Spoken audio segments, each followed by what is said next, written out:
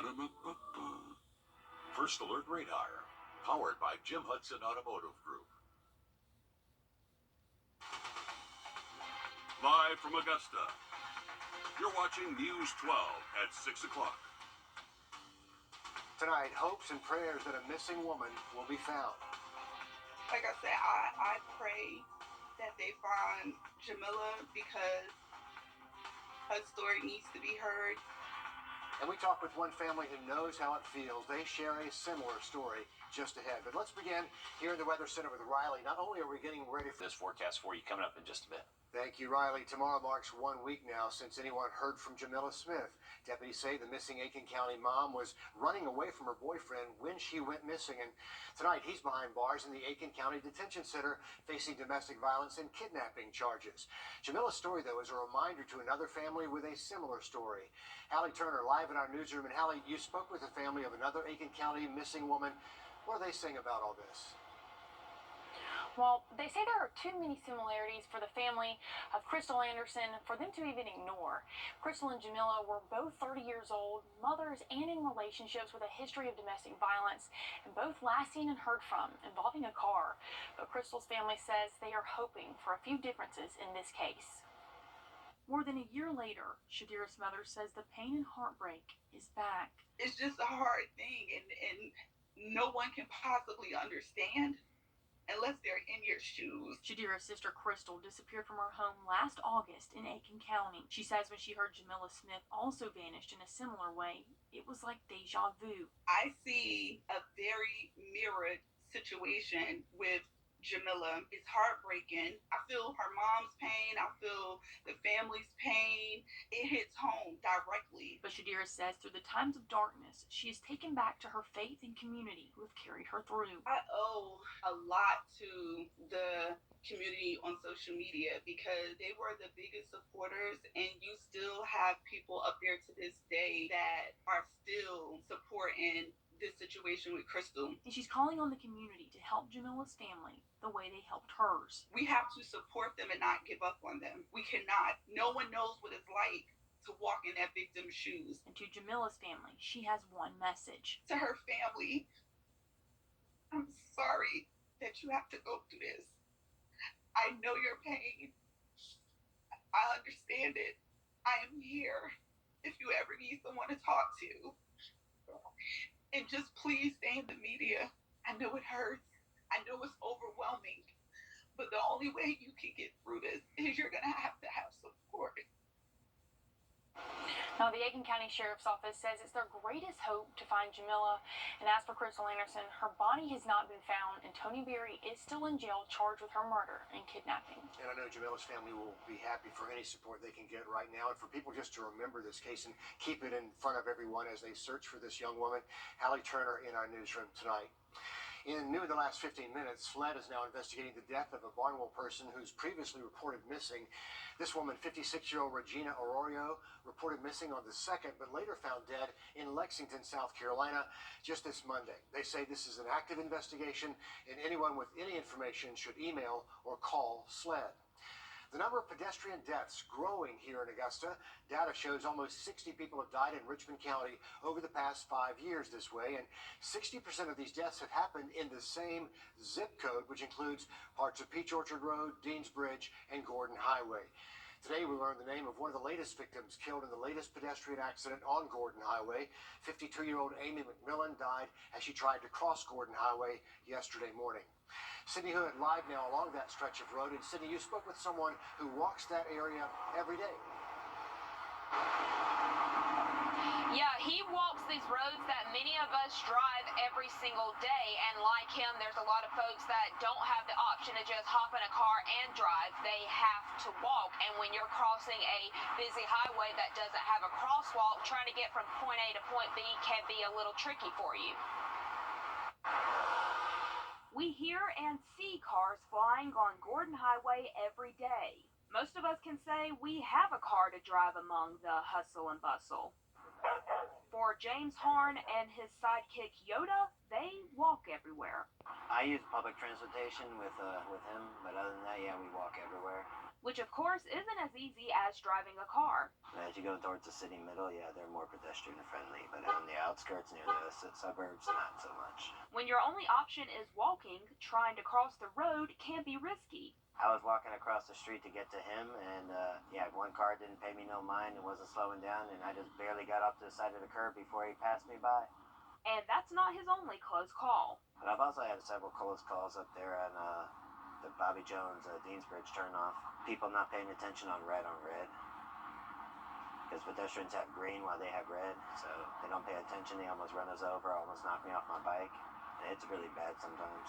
He says he can only do so much to look out for himself. Try to keep a sphere of influence around yourself. Be aware of other people's actions, your own.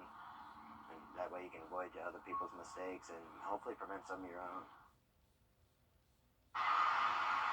And that was really the biggest takeaway I got whenever I was sitting down and talking with James earlier today. You know, he has to watch out for himself. He knows he has to watch out for his surroundings, but he's also aware that he has to watch out for other people out on the roads as well. Yeah, pedestrians are almost invisible to drivers, and with deadly results have we seen way too often here in Augusta. Cindy, thanks for the update there from Gordon Highway.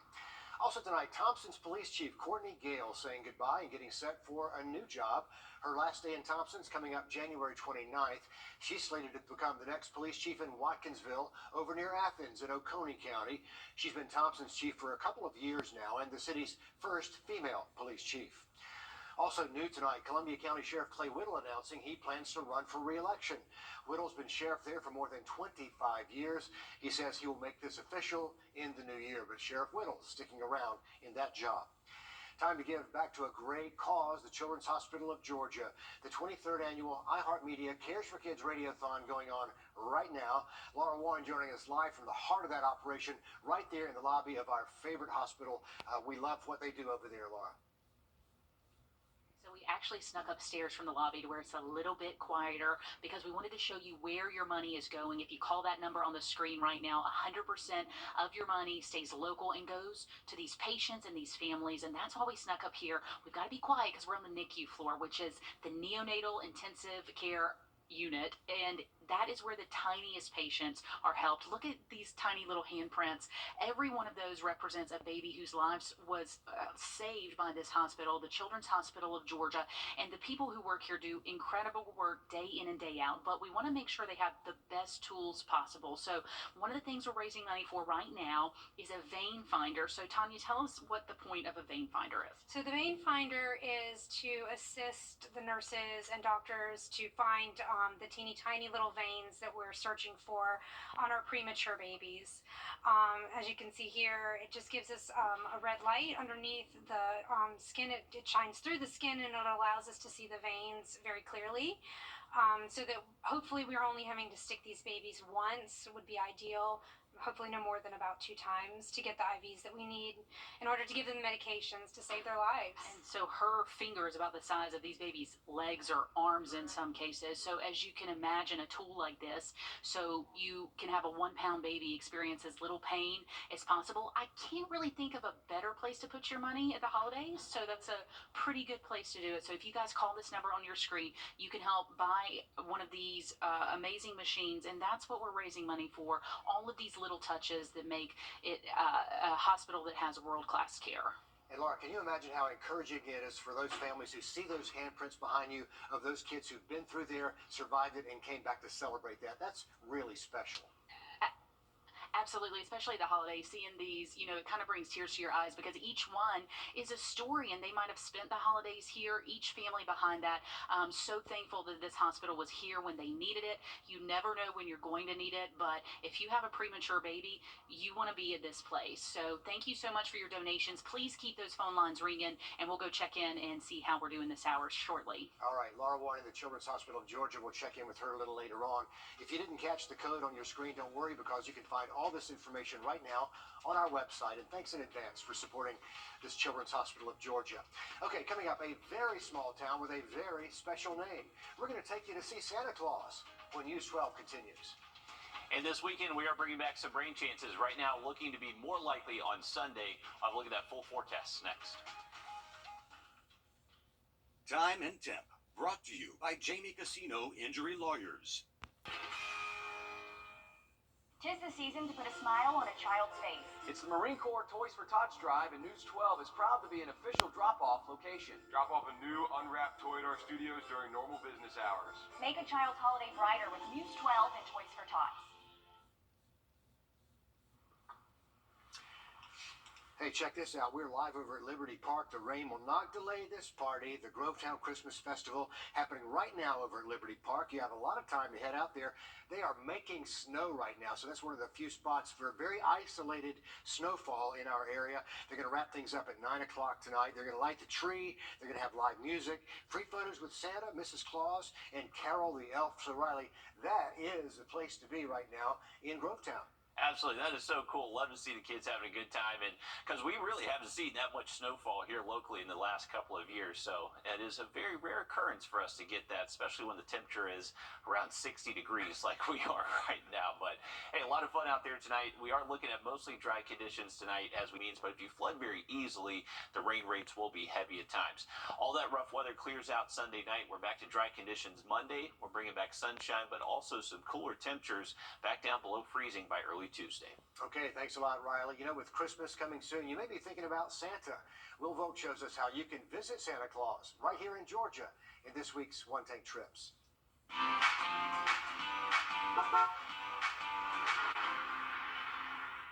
We're going to visit Santa Claus.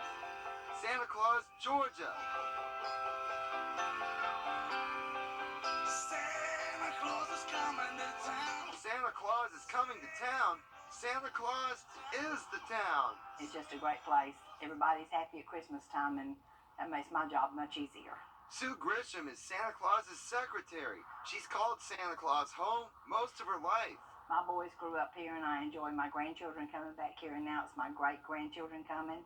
It's definitely a small town. In the 34 seconds since this story started, you would have had enough time to drive from one end of town to the other. About 200 people live here. It's small, but that's the way Grisham likes it. It's a safe place. We're in the middle of a lot of things, but not in it. The big question, why is it called Santa Claus?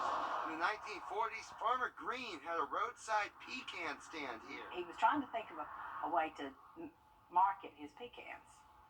So he came up with the name of Santa Claus. A couple decades later, a developer built homes and created streets with Christmas-themed names. Ever since, the people who moved here have embraced the Santa Claus spirit. Farmer Green's pecan stand isn't here anymore, but his town still is. We're a real city, just like Atlanta. In Santa Claus, Will Vogt on your side. Almost exactly like Atlanta, if you think about it. Grisham says the town of Santa Claus receives thousands of letters every December, and she adds a special stamp to each one they get. If you're interested in visiting, get on US 1. Head south. It's right in the heart of Sweet Onion Country. I've been through many times. Don't blink. You'll miss it. If you're looking for fun events a little closer to home, you can catch the Augusta Christmas Parade. It's happening tomorrow. It kicks off at 1 o'clock on 10th and Green. There's more fun right after the parade, the Christmas Light Up Spectacular, and the tree lighting right there in the Augusta Commons. So big weekend in the heart of Augusta. Still to come, Strom Thurmond wide receiver Braylon Staley taking his talents to the SEC. We're going to hear from the newest Tennessee Volunteer tonight in sports. First will help you right now. On your sideline, sports brought to you by the Hawk Law Group. With the season winding down, high school football players across the CSRA are deciding where they're going to be playing college football. Strom Thurmond wide receiver Braylon Staley has been a nightmare for opposing defenses throughout basically his entire high school career. With his family, coaches, teammates, and classmates in attendance, Staley signed the dotted line, making his dreams of playing college football for the University of Tennessee a reality. With the era of the transfer portal and players seemingly changing teams every offseason, plenty of other big-name programs tried to get Staley to flip his commitment at the last minute. The increased number of Tennessee Volunteer wide receivers currently playing in the NFL helped Staley make his decision. It's a blessing, man, you know. Just keep God first, you know. All the hard work is paying off, you know, you can tell. So, you know, I just keep my head down, be humble, and, you know, just stand from there. Building relationships with them, like, since day one. The late program that came in late, it was hard to just build relationship with other coaches. Being an early, I'm just trying to go out there and work for a spot. So, I go out there and work my tail off, and I'm in for there. Staley was recently named the Class 2A Upper State Offensive Player of the Year after having 69 catches, 1,166 yards, and 14 touchdowns in his lone season with the Strom-Thurmond Rebels. A big jump to the SEC. Congratulations to him. Dan, thank you. One man is turning his hobby into a new business venture in Augusta. Robert Young III, the owner of Tap 33 Brewery and now the city's first black craft beer brewer. Nick Veland went to see him in action. It's loud canning beer. I can hear you. What's that? Very loud. But this noise you hear is a monumental step for Robert Young. His beer now has a new form in the shape of a six-pack. It was a dream, now it's coming true. As cliche as that might sound, but I really feel like once you put in the hard work and you dedicate yourself to something, it'll happen. When Young founded Tap 33 Brewing, he became the first black-owned brewery in Augusta. The industry as a whole is white dominated. Young is trailblazing and making it so his company goes beyond beer.